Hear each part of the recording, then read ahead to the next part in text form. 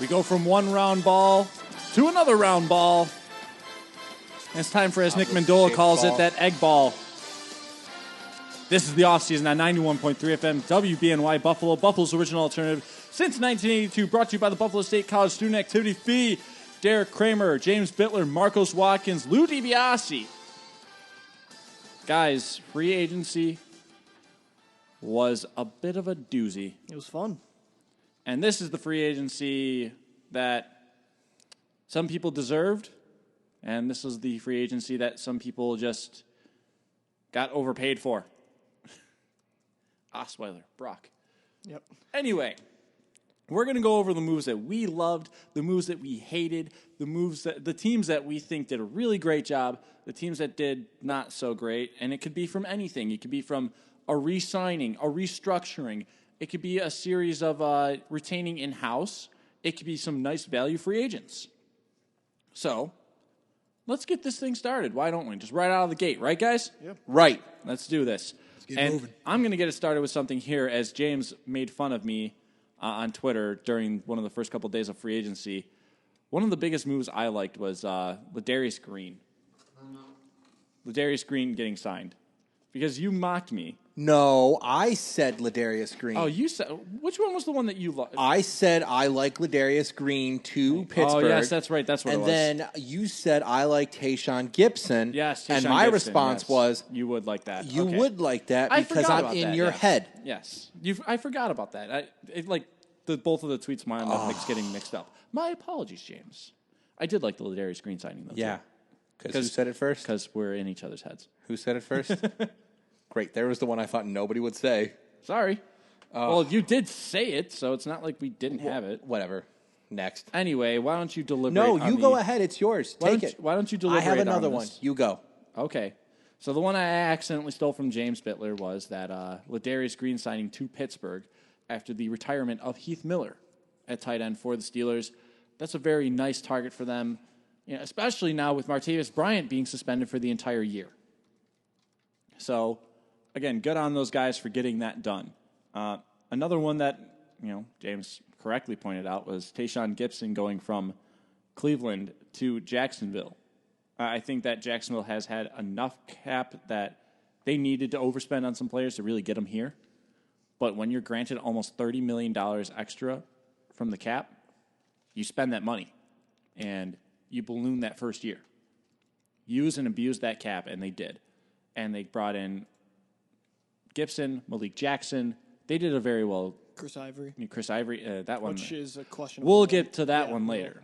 But Tayshaun Gibson was a nice one for me, and Ladarius Green was a nice one for a couple of people in the studio. That's my transition. So, as Derek stole my one that I thought nobody would get, but then I later realized that I put it on social media, so Derek would copy me because I'm so original and fantastic. And that's It was by accident. Next, Derek, it's my turn to talk. Excuse you. I'm just saying it was by accident, and I apologize. I'm going to go ahead and stay home here. I liked the Bills signing Richie Incognito. I liked the cap. I like the way the contract is structured. I think 3 years is just fine. He may not even see the last year of the contract. If he gets 2 years out of this 3-year deal, I see it completely working out 100%. That left side of the line is set. Cordy Glenn, Incognito, and now Eric Wood. Just got to go ahead and work on that right side, and you'll be a little bit better off. We did have the best run-blocking offensive line in football because we had the best rushing attack in football last season. And it does make the team a little bit stronger, keeping that continuity together between those three at least. A signing I really liked was Matt Forte to the Jets, and my reasoning is because, looking at last year in the Jets offense, how much success Bilal Powell had in the receiving game, I think Forte can come in and have immediate success. You look at it last year, he was injured a lot, but still had 44 receptions. The year before, he had 102, which is incredible, and even the year before that, 74. So I think letting Chris Ivory walk and getting Forte in here was huge for the Jets. Also being able to bring in Kyrie Robinson and retaining Bilal Powell will really make a nice rotation, and, depending on who's going to be the quarterback for the Jets, they're going to need to rely on that run game, and Fitzpatrick, obviously, we know is still up in the air what he's doing, and obviously they had RG3 in for a visit, so they might need to really rely on Forte in that running attack. So I think that was a nice signing for the Jets. And Marcos, what was one of the signings you liked? My favorite signing, honestly, was Alex Boone to Minnesota. Mm-hmm. I mean, first of all, just the sheer fact that you get to go from San Francisco and get away from them. And, I mean, not that Chip Kelly might not do a bad job, but we'll see. He probably would have been cut by Kelly anyway. Yeah. Yeah, Chip Kelly doesn't like guards, really. He doesn't like talented guards. He doesn't like talented players. Yeah, so you go to a playoff-like team in Minnesota. Teddy Bridgewater, I think, is honestly going to be a future star. And I agree. yeah, and that offensive line. That's my guy. Teddy Two Gloves. Teddy Two Gloves. The offensive line was, midway kind of this year in Minnesota. So, I mean, it really is just two-time Pro Bowler, veteran. It's a no-brainer to me. Yeah, and they don't make a lot of noise. They make one solid signing, and that's what you're seeing a lot of the good teams do is they're quiet. They retain their own guys. You look at teams like Pittsburgh and Green Bay, but I think Minnesota did a really nice job there. It's obviously we can talk about winners and losers really. It's just teams that don't really spend all that much money. I think Minnesota did a great job there signing Boone. Well, let's keep going on the love train here, guys, with some good deals. I liked Travis Benjamin going to San Diego. 4 years, $24 million. That was a good one. It was a very nice contract. I mean, Benjamin showed some very good playmaking capabilities with the arms of Josh McCown and Johnny Manziel. Could you imagine what Phillip Rivers is going to be able to do for him? Oh, it's going to be fantastic for them because they're actually right now. Keenan Allen seems to get hurt every year. Mm-hmm. At one point, last year, Phillip Rivers had nobody he was throwing the ball to. Stevie Johnson was his leading receiver, I think, in 2 games. Antonio Gates was suspended for the first 4 games of the season, and Phillip Rivers still put up Pro Bowl type numbers. He was one of the leaders in passing touchdowns, passing yards, even yards per attempt. He had a great year last year, and he got a little bit older. Now he has a little bit of a deep threat, being that he can throw the ball a little bit further away. I like the 1-2-3 if they keep Stevie Johnson, but Keenan Allen, Stevie Johnson, and Travis Benjamin. It's a very nice receiving and core. the Ageless Wonder and Antonio Gates. Mm-hmm. Right, and he's amazing. I mean, Ladarius Green was always that guy for me that when Antonio Gates retires, Ladarius Green is going to step into that role. When Antonio Gates retires, Ladarius Green is going to step into that role. I don't think Antonio Gates is ever going to retire. Because, I mean, they don't have anybody to replace him now. But it was just one of those things. When is this not going to happen? And keep in mind, they still also have a top pick in the draft coming this year as well. Yes, number 3 overall. Yeah, but they're probably not looking at tight end. We're just talking about they're not going to do anything, to be honest with you. They were a tire fire last year on defense, and you can't go from being a tire fire to playoffs within one season, especially in that division with Kansas City, who doesn't look like they're going to be any worse off, and Oakland, who only got better. Mm-hmm. So that's a very tough division to go ahead and make a move in, because when that other wild card spot is going to be for the Buffalo Bills next year. So I don't know what's going to happen. Well, let's keep going here, James. What was another deal that you liked? For the longest time, I would have thought if Doug Martin would have went anywhere else besides Tampa Bay, that would have been a good move. I think Tampa Bay may have overpaid because it's running backs. I mean, I'm sitting here from a fan of a team that definitely overpaid on a running back, and I'm a little bit iffy when you come to overpaying on running backs. But it's tough not to say, looking at some of these. I like Colby Fleener to the New Orleans Saints. Really? Because I think he's the guy that Drew Brees can use. Because he's a bigger-bodied guy. He can go ahead and line up. He's athletic. And he's already coming from a Pro Bowl quarterback, a winning quarterback, to another winning quarterback. I think Drew Brees is going to he's going to like having that guy in the end zone again. And I honestly see Colby Fleener having a 10-touchdown season. Yeah, look what Benjamin Watson did in that offense last year. He had career numbers. He had over 800 yards. Got him a big contract in Baltimore. So Brees likes to use his tight ends. Watson got 2 years, $7 million. Yeah, I think you're going to see Colby Fleener do something in New Orleans. I'm not loving that price tag, and I'll get to that part later in the show. But we'll carry on with this here. Louis. Another signing I really like is staying in the AFC West is the Oakland Raiders signing Bruce Irvin. I thought that was huge. They really need a nice complement on the other side of Khalil Mack, and Irvin's a guy that can really play, a lot of different positions. He's very versatile. He can drop back in coverage, but yet last year he still had 5.5 sacks. So he's another young guy to build that young core on the Raiders defense, and I think that's exactly what they needed. Who knows what's going to happen with Aldon Smith? He's probably not going to end up back. So you look at it, I just think they needed to add a huge piece there, and I really like that signing for the Raiders. Yeah, they're going to be really fun to watch this year, I really think. Irvin with a 4-year, $37 million deal, and so you're getting slightly less than $10 million a year for this guy. But like you said, Louis, it's a very valued deal with how well he plays off the ball, how well he defends. And there's a lot of upside, too, because he's still very young. And obviously the cash-strapped Seahawks can't keep everyone. No. Marcos. What other deals do you like? Well, this is not necessarily a deal per se, but I believe it does need to be discussed. I actually, in a weird way, I like the fact that the Browns released Johnny Manziel. I'm rooting for him, but I believe, and I think we can all notice that this guy clearly has some problems, has some issues that he needs to work out, and I hope to God that this is the turning point for him, and he can have a Chris Carter-like career. We hope, but he just needs to get his life kind of turned around. He needs to get his stuff together. He does. I absolutely agree with that. I don't think anybody disagrees that he needs to get his stuff together. Yeah. I think everybody is in a disagreement if he's going to do anything with his career. And I'm still along the lines of you can be a great college quarterback, i.e. Vince Young, i.e. Jason White, i.e. Eric Crouch, i.e. Matt Leinart. I mean, all these guys are considered great college quarterbacks and who won Heisman trophies, i.e. Tim Tebow. And you're not going to be anything in the NFL draft. No. He bashed Tim Tebow there, so that gives you favor. Yeah. So I just don't like Johnny Manziel. No, I agree. I agree 100%. I don't think he's a strong arm passer. He's not going to. His thing in college was running outside or out of the pocket when he got blitzed, preventing somebody from hitting him, and then throwing the ball as far as he could to Mike Evans. Very improvisational football. Very improvisational. The NFL is too fast for him. It's too fast. When you see guys like Russell Wilson have success in when that it's area, too fast for Robert Griffin III after he got hurt, then it's too fast for Johnny Manziel. Yeah. Simple as that. I disagree wholeheartedly, but that's a discussion for another time. You know what? I'm going to say something here, and I'm going to sound like a little bit of a crazy person, but there was one deal I liked for poor Denver. Denver lost a lot of players, but they gained someone here, and it was relatively cheap. You just wanted to use that drop. I did want to use that drop, but they paid a 7th-round pick next season for, at the very least, a reliable backup quarterback. Yeah, I mean, and he's a guy, too, that, honestly, when you saw what Peyton Manning did after Brock was benched, Peyton really did little to nothing in the entire playoff run. I mean, he did some good things. He led the league in interceptions while he was in, and then... And of course, Sanchez has turnover problems, but to me, he's a guy that can come in and play that game manager role. Until the last week, James. Don't speak ill of the sheriff. I'm stating the facts. Well, while he was in before the injury... He was not the sheriff last year. He was not the sheriff. He was... he will always be the sheriff. 17 picks and 9 starts begs to differ. 10 starts. 10 starts. Yeah, get your stats right.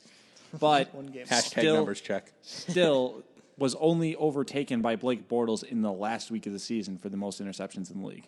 Super Bowls, Peyton Manning has 2. Super Bowls, Blake Bortles has 0. Seasons, Blake Bortles has 2. So, anyway, that's not my huge point here. It's that Denver went from having 2 quarterbacks on their staff in Manning and Osweiler to 0 just in a matter of 2 days. So they needed to get someone. They needed to get someone quick and on the cheap. And after Philadelphia egregiously overpaid for Chase Daniel, Denver found their out and at least got a backup quarterback on their roster. And they're not done because right now there's reports that they're still trying to make a move to maybe land 49ers quarterback Colin Kaepernick, but right now they only value him at a 4th-round pick, which they don't even have, and they're kind of in a standoff with San Francisco right now. So at least they have a backup plan in case things don't go right. That might be clever saying that in the media and not having a 4th-round pick. Yeah. And they just be like, hey, do you still want to get this deal done? I kind of half agree and disagree with you guys at the same time. Like, I can see that. I think Sanchez can work with this offense. You know, Emmanuel Sanders, Demaryius Thomas, talking about a pretty good offensive line. But this defense, can we agree that this defense probably carried this team last year? Oh, yes, absolutely. Obviously. Yeah. Well, I mean, they did lose some big parts. You still have Von Miller. A lot of them. Yeah. You still have Von Miller, who I think is probably the most important piece of that defense.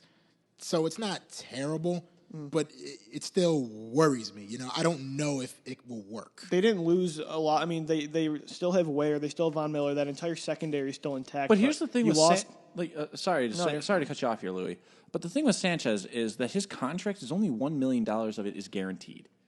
If he goes in and he just stinks up the joint or he's just awful, you have a $1 million cap hit. And you gave up a 7th-round pick for next year. Already, you're talking that the Broncos were picking at the end of the 7th round. Yeah. So, I mean, it's a really irrelevant draft pick. I mean, just because I'm a Bills fan, I can tell you who last year's 7th-round pick was. But other than that, there's not many that you can tell. There's not many. I mean, Marcus Colston is probably the best 7th-round pick of all time. Mm-hmm. in the NFL history. So, I mean, it's the 7th round. I mean, there's an award given in the 7th round, Mr. Irrelevant, because they are irrelevant. Yes. Gary Kubiak, next year is going to be a big year for him to prove if he really is the coach that, really thinks who he is. Yeah. Well, I feel like Kubiak has done a good job. He did a good job in Houston, in my honest opinion here. What happened though was Matt Pick Six Schaub deteriorated so fast on him that the floor came out. He got a playoff win with T.J. Yates. He got a playoff win with T.J. Yates. Yeah. He had another playoff appearance with T.J. Yates / Case Keenum. And then he had a playoff appearance. He went to the playoffs with Baltimore with a really good, talented team that everybody thought had a chance to win the Super Bowl last year. Mm-hmm. Yes. Gary Kubiak, when you win the Super Bowl in your first year as head coach, you want to talk, maybe there's a term of like glass ceiling you might not be able to get up to. You can see the championship, but I don't think he can do very much wrong from this point out. Unless he goes like 2-14 and then the first overall pick, sure, get rid of him. But if he makes the playoffs again or as a wild card team and he's always in it for the next few years just because of the talent that John Elway's assembled on defense, I mean, there's something saying when DeMarcus Ware took a pay cut to be the 3rd down rusher on that Denver team. That's true. And they lost some people. Yes, they lost Danny Trevathan. They lost Malik Jackson. And Brandon Marshall. I don't see them hurting. I see them putting in players to plug in where those holes are. Yeah. You can grab those guys, and that's what's interesting is you can grab those guys in the draft. Linebacker has like one of the shortest learning curves from college to professional sports there is. Right. And you can grab somebody to fit Brandon Marshall's spot without a problem. And it's safe to say, too, that although Malik Jackson had an incredible year last year, he did definitely feed off of Von Miller and DeMarcus Ware a lot. So. Right, because you can only guard so many people. Yeah. It's kind of like the how everybody thought, what Jerry Hughes was, but you look at the tape, Jerry Hughes is a man amongst men, boys, I'm sorry. Yeah. And Mario Williams, Marcel Darius, that line itself, where Kyle Williams is kind of the person that's kind of getting the leftover scraps on the Bills' defensive line, because those three are so good, you have to not block somebody. And last year, a couple of years, it's been Kyle Williams. As far as, are we going to do one more win? Because I have one more guy. Hit it. I think the best signing that was out there was, we're going to go back with the Raiders, but was Awesome Lee.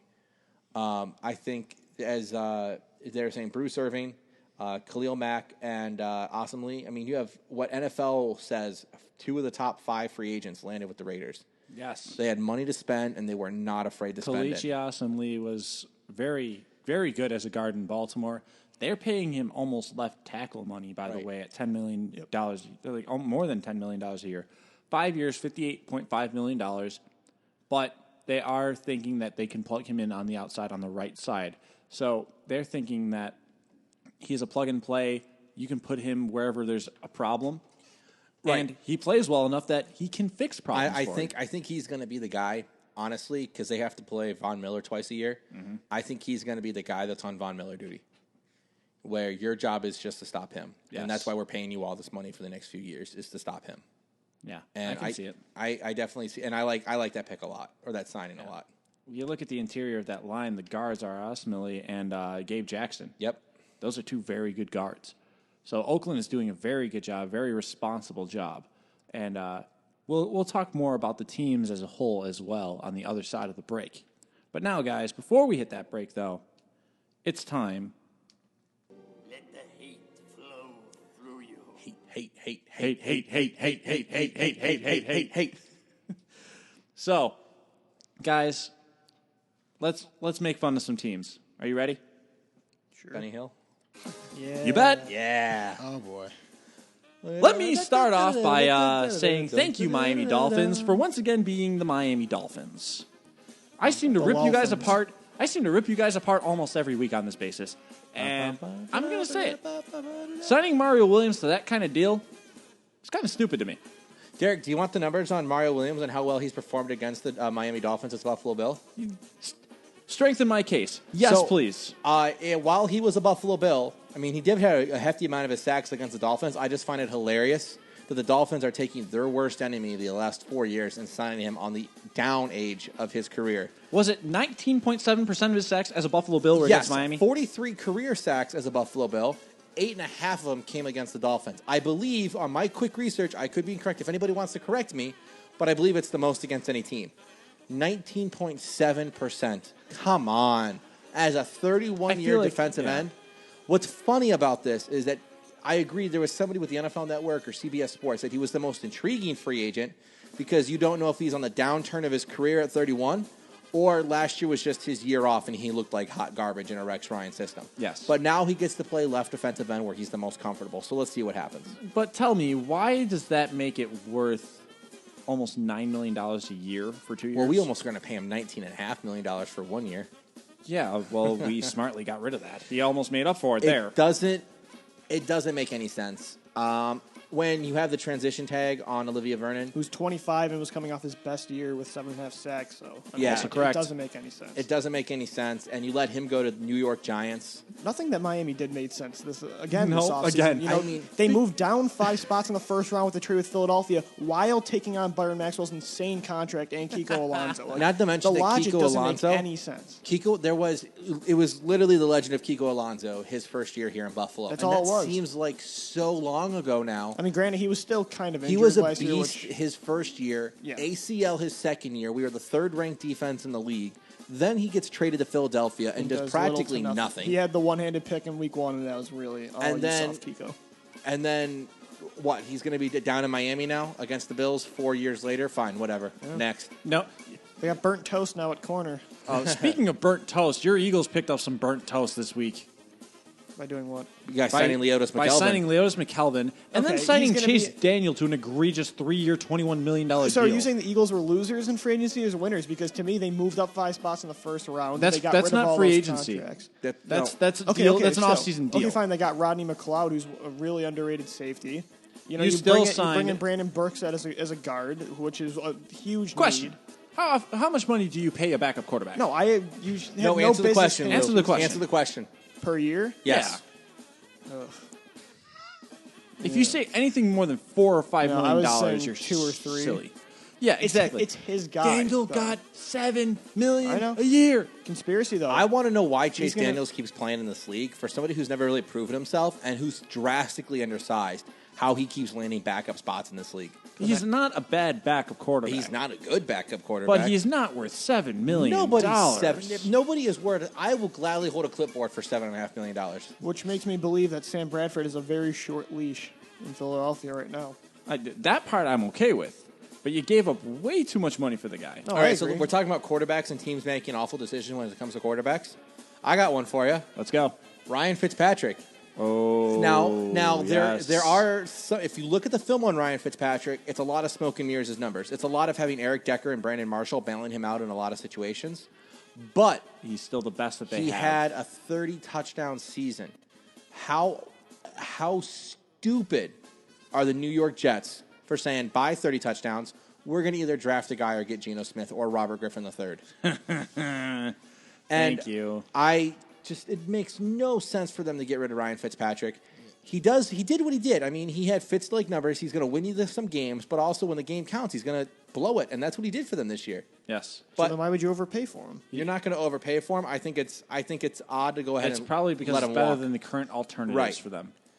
When You're you know damned a if you guy do, isn't the damned if you guy, don't. though, why not Yeah. take a shot at somebody else at this point? I mean, I would kick the tires on RG3 and maybe look to the draft, too. though. I'm not don't- thrilled about the RG3 You're thing. damned I'm a if you Jets do, fan. you're damned if you don't when it comes to Ryan Fitzpatrick. Yes. Because he had 30 touchdowns for them, and he's, 31, 32? He's not that old. And at quarterback, with the way the league's written, with the way the league is played, he can play for 4 or 5 more years at a somewhat high level. Or at least at a good enough level. Yeah. Right. Marcos, you got any hate? You got any hate here? Let me get it back for you. Honestly, it's all in the same place for me. I think Miami made some terrible decisions love doing it. in what they did this I love year. it. It doesn't make any sense to me. Like you're really a middle of the road pack team. I understand that you're trying to compete with New England and the Jets now who are kind of back on top. And the Bills, don't forget. And the Bills. Yeah, and the Bills. Good idea. Yeah. It's Good one call. of the toughest divisions, absolutely, in the Because of the NFL. Bills. And they just, I don't really understand what they're doing. I do want to throw my way over to, and I know it may be cliche something. I am a Redskins fan, but I believe the Giants did overpay for Janoris Jenkins. Oh yes. Yes. Thank you, by the way. Before you continue, Yeah. Thank you, by the way. That's setting up Stephon Gilmore That's next setting year. up Stephon Gilmore. Thank you, Giants, for deciding to mess with us. Carry I mean, on. I was completely okay with Sean Smith's 4 years, $40 million as an older corner. I was like, I tweeted at Derek. I was like, hey, could we see this being the Stephon Gilmore deal? And then Janoris Jenkins gets signed. He's like, no, it's probably more or less 5 this deal. years, $62.5 million. Carry on, Marcos. That's so much money. Yeah, I think we can all agree. For a guy to be honest, like he would make plays every now and so then, but he gets beat a lot and he takes a lot of gambles, which I know that's sort of what the cornerback position is, but that's money that Patrick Peterson and Darrelle Revis make. Like, he does not deserve that. Peterson doesn't make that money. Only Revis does. He's the second highest paid corner in the league. Peterson makes that money. Oh, he does? Patrick Peterson, Richard Sherman, and Darrelle Revis are the top 3 corners in the league. Absolutely. Jenkins is not in that conversation. No. Yeah, he was yeah, ranked as the 25th best corner in the NFL. Patrick Peterson got a huge PFF last contract year. after his year that he had diabetes, and everybody wondered why he was so sick. He comes back healthy from diabetes and is a beast this year again. In fact, I don't have the exact rankings, but I'm pretty sure the Pro Football Focus has had Janoris Jenkins' rating in the cornerbacks in the league go down each year he's been in the league. So, well, it's funny because I'm looking here on the NFL free agency tracker. Rightfully so. I think Janoris Jenkins is a top 10 free agent because you're taking him in the mix of all the other free agents. Fair. But what they say about him is he's steadily improved each season in the NFL and is now a playmaking starter. I don't like the term playmaking starter because I'm not going to pay 5 years, $69 million or whatever it was. 62.5. 62.5 for a playmaking starter. I want a playmaking star. I don't want the TER at the end of that sentence. Yes. After Tremaine Johnson received the franchise tag, Jenkins is set up to score big money. NFL media's Rand Getlin reports that Jenkins has signed with the Giants. Now, what's interesting is if they would have kept Prince Amekamara, I would have liked that combo a little bit more. But he went ahead and signed a 1-year deal with the Jacksonville Jaguars. $5 million. They have Dominic Rodgers-Cromartie still, don't they? Or was he? Yes, he's still there, but I think that... Amukamara doesn't even... I mean, he was battling with injuries for most of his career so far. Yeah, but I'd rather like him better than, Dominic Rodgers-Cromartie. I just feel like he's a better player. I mean, New York could also look to the draft, though. I mean, if Hargraves was someone that fell to him at 10, I mean, that's a nice combo right there. So could see that. Landon Collins too. He's a pretty good safety, shoring up that secondary. Yeah, New York needed to find pieces on defense. I mean, they really had holes on every side, and I think that they did overpay for Jenkins, but adding Vernon and with JPP on the other side, I mean, there's some good things there on that defense. And the funny thing is how JPP went from the man getting all this money to blowing his thumb off to being a nobody. Yep. And now he got a $10 million deal. He got a $10 million. Yeah, but he was going to be like he was up to make about $15 million a year. If he I didn't know, blow his but hand still. off. Well, anyway, we got to take a break here on the offseason. And when we come back, we'll laugh at some more teams, but we'll applaud some teams as well for how well they did in free agency. Stay tuned. This is the offseason on 91.3 FM, WBNY.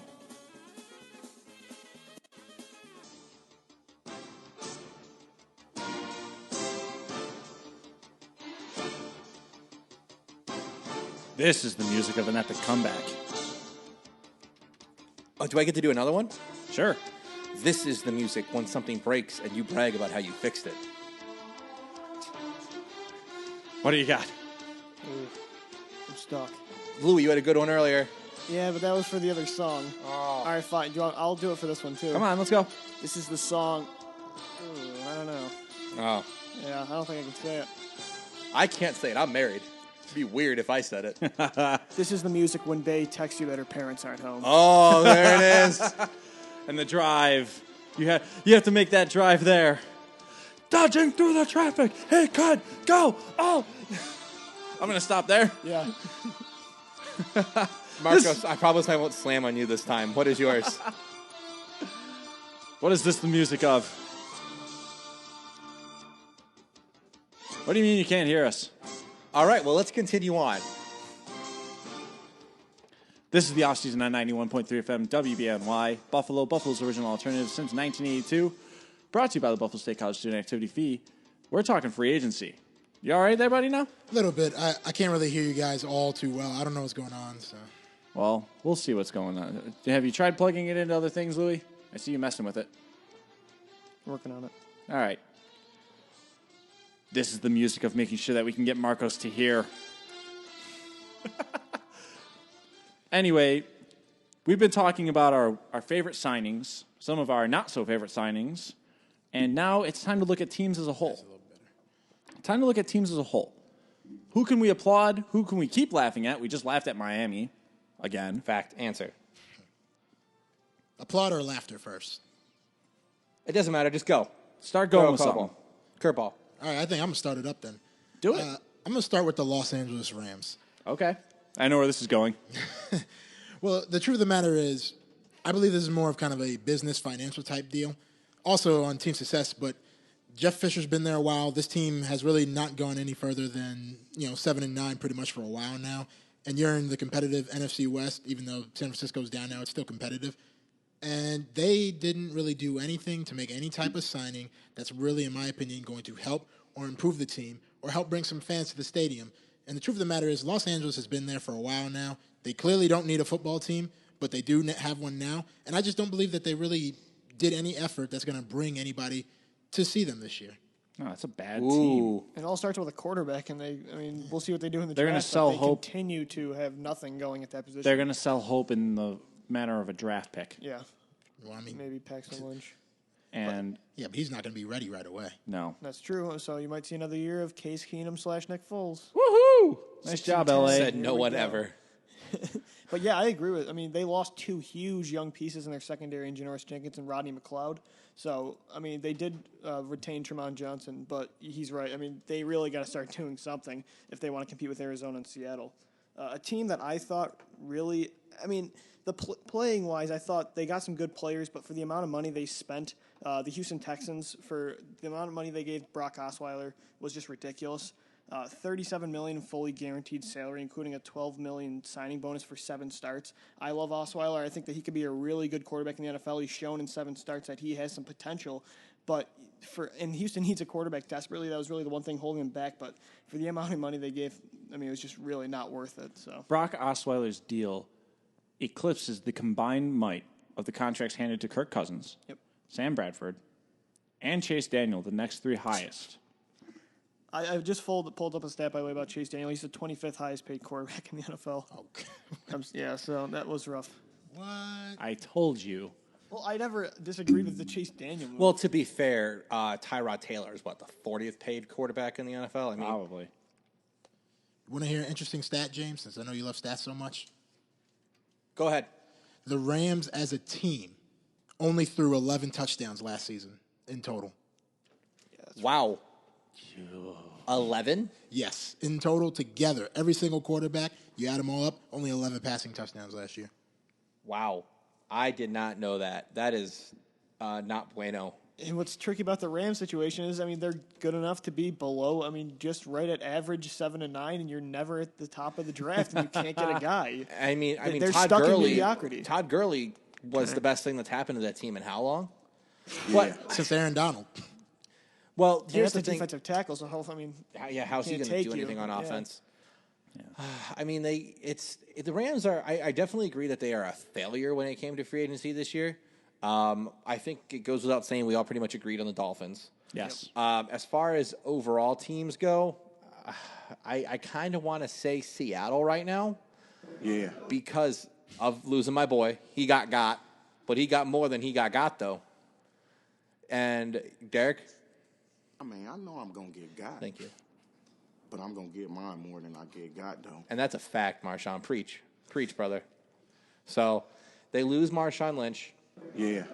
Bruce Irving's out. Yeah. And they're also losing Russell Okung.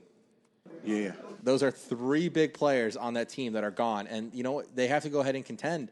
With Arizona in this defense in this division now, and Arizona's going to be good for some time to come. Yeah.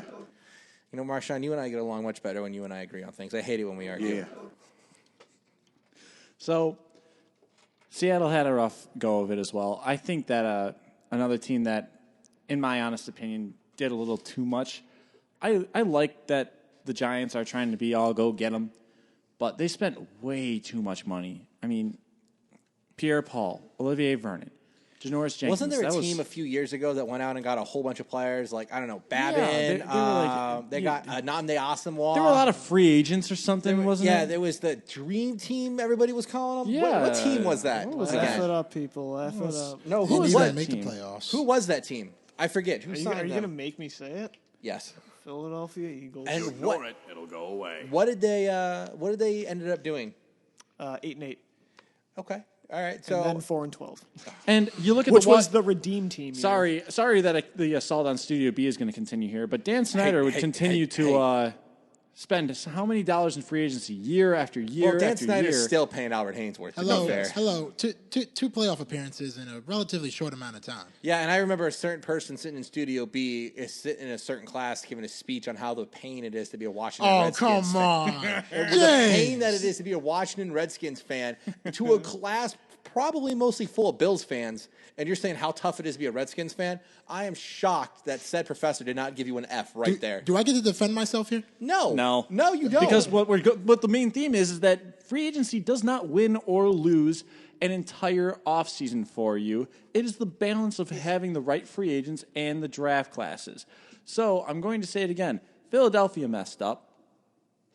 They spent way too much money on players that, quite frankly, are bad. Rodney McLeod's bad. Brandon Brooks. Chase Daniel is bad. Okay, Chase you're Daniel's going based bad. on one huge Leotis move, McKelvin's though. bad. Honestly, Leotis I'm not a McKelvin huge had fan his of best Ron year. Brooks. I'm not a big Ron That was Brooks. a small contract, and Leotis McKelvin his best year under Jim Schwartz. He had a career high 4 picks. Yes. Nigel Bradham also, to me, was a really good signing, someone that the Bills shouldn't have let get I away. forgot about that one. And he's a guy that's going to go right in there and replace Kiko and be just as good the But second time. again, That's what we thought too, and look what ended up happening. but it looks like Howie Roseman didn't learn his lesson when it comes to spending tons of money in the No, free he didn't. agency. And I agree with that part. But I mean, you saw him. The Giants get rid of some definitely guys. not. The Giants definitely are going to be regretting this in a couple of years. Yeah, I mean, but you just look at the Eagles' perspective, though. They moved up in the draft. They retained a lot of their young core. But you are right, though. You see a lot of the teams making the same mistakes. We just keep bringing up Miami. We're just destroying the Dolphins right now. But, like, they're a team that just will never learn to not spend in free agency. Philadelphia does always like to be the hot name in March. But this is how, I mean, some of the teams. That's because they go so quiet in December. Yeah, okay, nice. You know what's something 16 funny? years, Derek. Come You know, on. you know You what's something can't- funny though can't here pull that I that. just realized? shoot. I'm the only one with Super Bowl rings. How many were you alive for? the only one that's how many, muted. How many Now were you're you- also the only one muted. How many was he alive for? I'm pretty sure 0. So I'm sorry. Oh. James and I were alive for the Super Bowl appearances for Yeah. our teams. no, I'm saying he wasn't alive for any of his Redskins. Right, Super Bowl right. victories. No, that's what, true. That's what we're saying right now. Yeah. I'm speaking to you too, buddy. The Eagles don't have a Super Bowl. Exactly. But Exactly. their only appearance also was older than James and I. Yeah. Yeah, I know. I wasn't. Yeah, okay. It was probably older than you and I combined, Louis. Eagles suck. Okay. All right, James. So, again, the main point of this, though, after making fun of each other's teams, is That we're not Cleveland. Yes. That's the moral of the story. here. Cleveland sucks. They really, really suck. None of our teams are moving anytime soon. When so- Tayshaun Gibson's, oh. your team might be changing their name soon, though. Hey, I'd be perfectly fine with that. All right, we're done making fun of each other's teams now because we're not that Cleveland fan.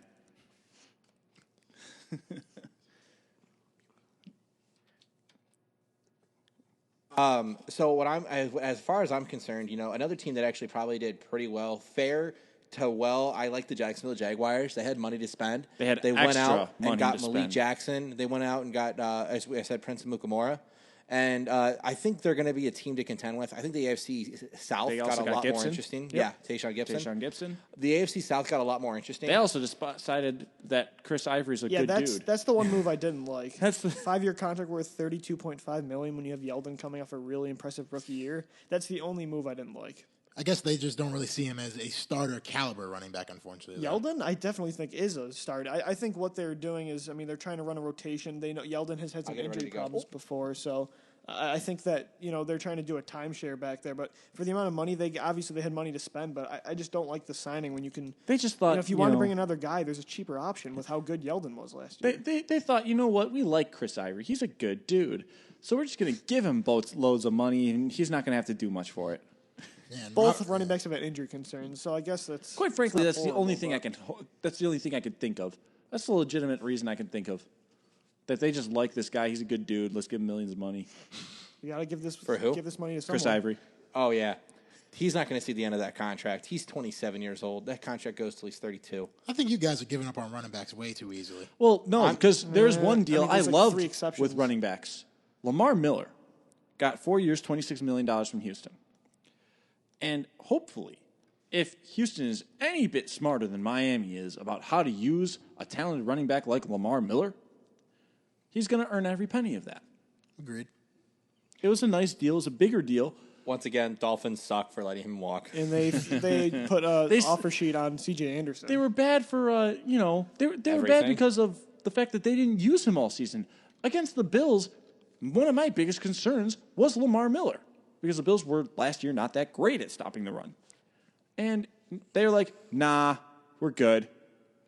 They still Thanks, have, guys. Still have Alfred Blue for the Texans, too. So you have a nice kind of 1-2 power speed combination right there. I'm not as big a fan of on Alfred Blue as a lot of people are. I find him to be very flat-footed when he runs, Yeah, he's power. and I don't even consider him so much power. I just don't like him. Instead of a lumbering oaf. Yeah, it's like if I were to play running back in the NFL, it look awkward and weird whenever he touches the ball. Yeah, it would look weird. We talking about Osweiler, though?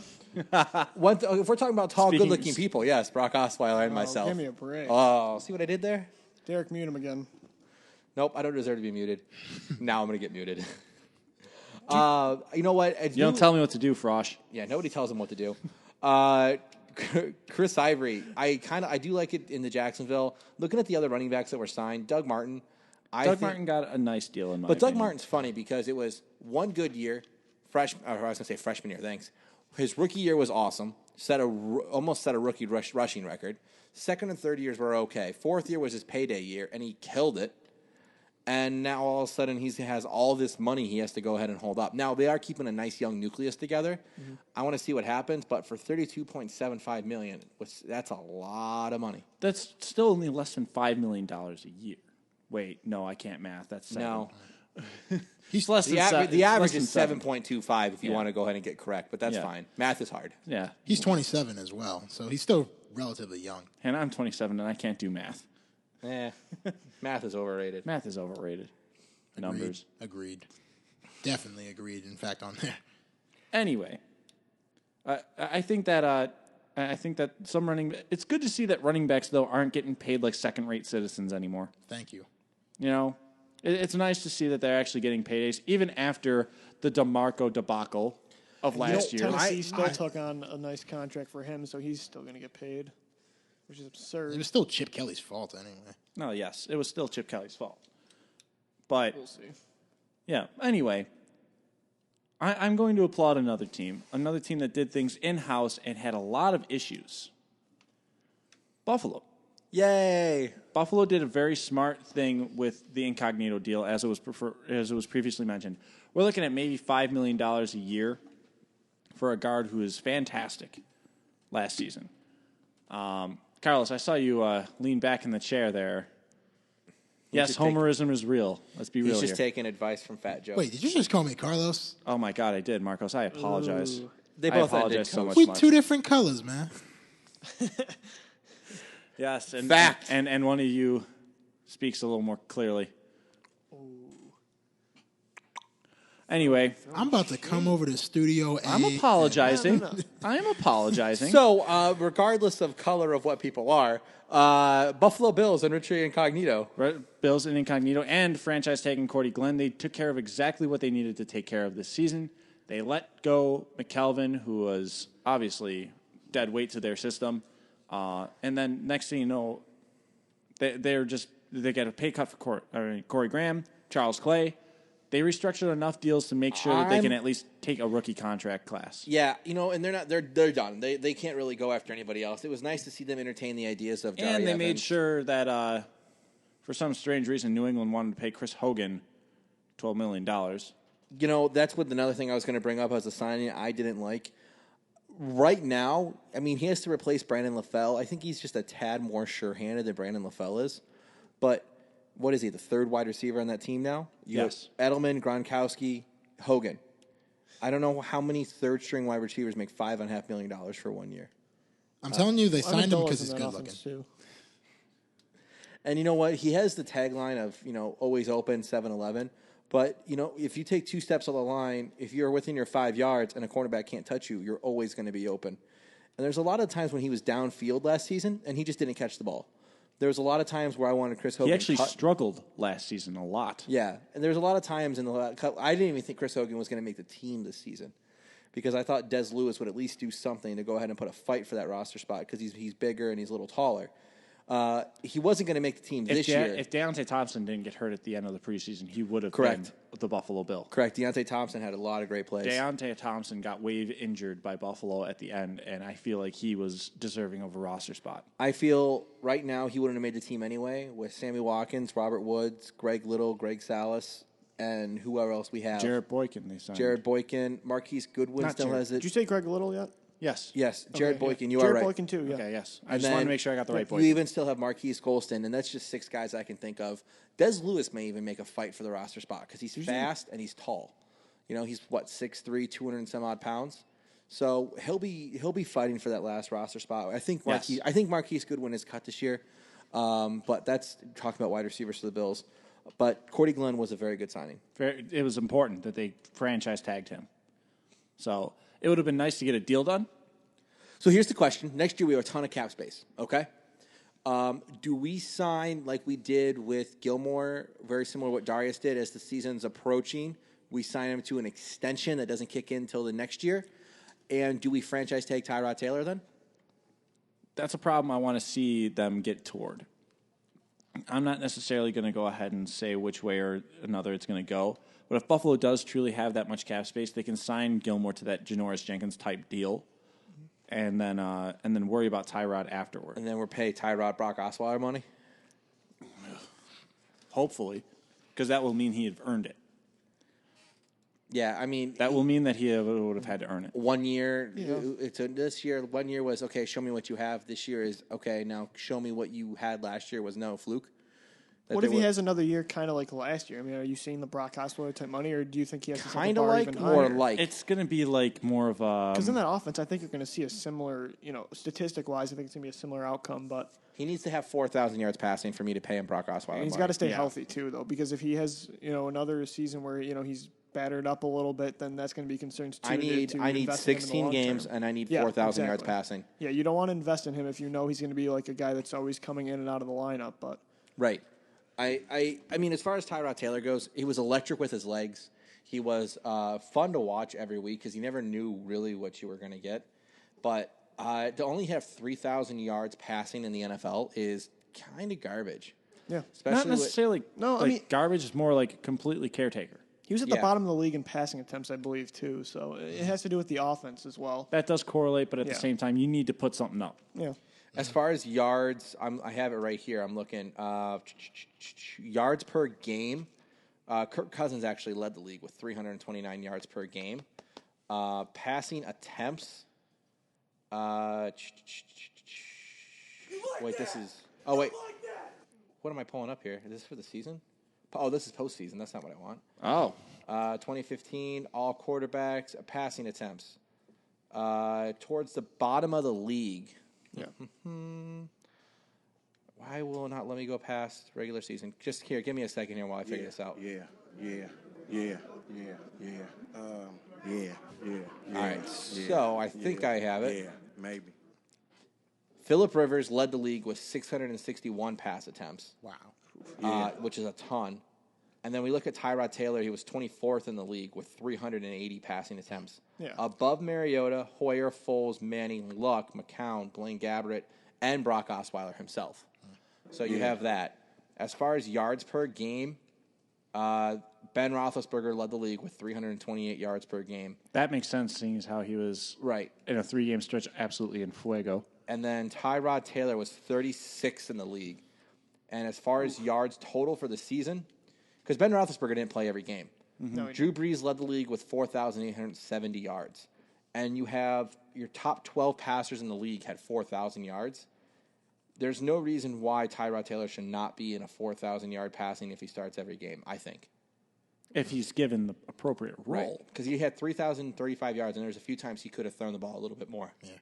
Do you think he needs another option, too, at the receiver position? Because to me, I mean, it looked like he was relying on Watkins a whole lot last year, too. So I think they definitely have to bring someone in, too, in the draft. Because, I mean, there really wasn't any options in free agency. You know, you saw teams overpay for guys like Marvin Jones and, you know, Mohamed Sanu and guys like that. So I think the Bills should definitely try to address receiver, though, in the draft to help Tyrod out, though. Yes, I believe that they're going to do that. I can see. Go ahead, Derek. I'm drinking that Josh Doxson Kool-Aid. In the first out round? of TCU. I could see it. I could see it, too. I don't have a problem with it. I'm more on the Laquan Treadwell. Oh, if he falls, though, If because he we're falls pointing at out Detroit. you have to right get there. ahead of Detroit because I think Detroit may take him. Detroit. What about takes him. Atlanta? I mean, they could try to jump on I him, also too. like me. It may be in the second round now. The way he keeps moving up early, Braxton Miller. He had a great pro day. I'm not saying it because it's Ohio State, but he had a great pro day, and he's really served himself something. And even Corey Coleman out of Baylor. Yeah. Will Fuller is a guy to me that is. Will Fuller is so fast. You know, he should reprise. Like, if Buffalo takes Will Fuller, then you just send him along and let Sammy actually do what Sammy does best: the yards after catch king. Yep. Yeah, this draft class is really deep as far as wide receivers go. It's not spectacular, but it's deep. Yeah, like There's Treadwell. Then there's second, third round. Doxson, Coleman, Filler, Thomas, Miller, It's Cooper. There's a lot of them that are. There's kinda a lot like of guys just that are right all around there. right around each other. I'm drinking the Doxson Kool-Aid a little more heavily than others, but I think that he's a pretty good fit for the Bills, even at 19. James, what about your boy from Ohio State, Michael Thomas? I mentioned Michael Thomas, but I think Option maybe in the later rounds. yeah, but right now he's grading out on a lot of people as a late first to third round, somewhere in between there. Who needs him?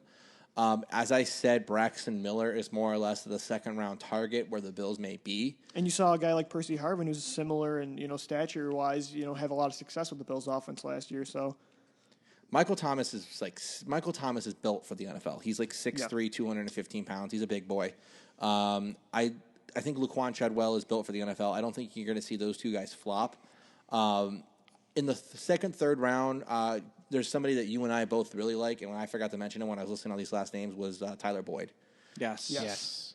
We all kind of like some Tyler Boyd. Yep. So we'll see what happens there. Pittsburgh. I also want to run back real quick just to Buffalo. You also have to remember they had the number one rushing attack in the NFL today, so you can bet defenses are going to be preparing for that next year. So I believe, yes, a receiving option you're going to need because Sammy can't do it all by himself. Can't do it all by himself. Absolutely.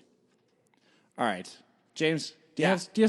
have something for us? All right, so you know how we all were making fun of teams and saying as long as we're not a certain team, we're kind of glad that we're not this team. The Dolphins, yes, but there's a video that's been around on the internet for a few years now, and I want everybody to take a listen to this, and that's how we're going to end the show. Oh, God. Is this fun video, and there's several parts, so if you have the time, definitely go ahead and listen to these. So for Marcos Watkins, Lou DiBiase, James Bittler, I'm Derek Kramer. This has been the Offseason on 91.3 FM WBNY. Trending tonight, it's next.